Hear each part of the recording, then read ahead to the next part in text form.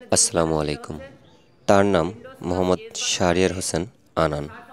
সে মোহাম্মদ আশরাফুল ইসলামের সন্তান।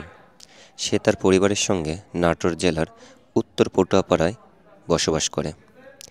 সে নাটোর জেলার সুনামধন্য শিক্ষা প্রতিষ্ঠান পুলিশ লাইন স্কুল অ্যান্ড কলেজের ৮ম শ্রেণীর ক শাখার নিয়মিত একজন ছাত্র।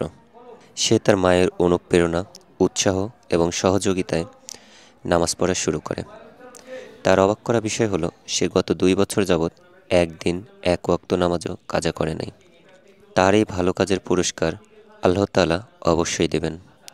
তাকে সহ অন্যান্য শিক্ষার্থীদের উৎসাহিত করার জন্য আমাদের নেত্র পরিবারের পক্ষ থেকে তার জন্য ছোট্ট একটি উপহার।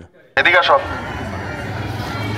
আনার ২ বছর হলো একদিনও নামাজ কাজা করেনি, এই জন্য রাজু স্যারের তরফ থেকে তার জন্য একটা গিফট, যায় নামাজ।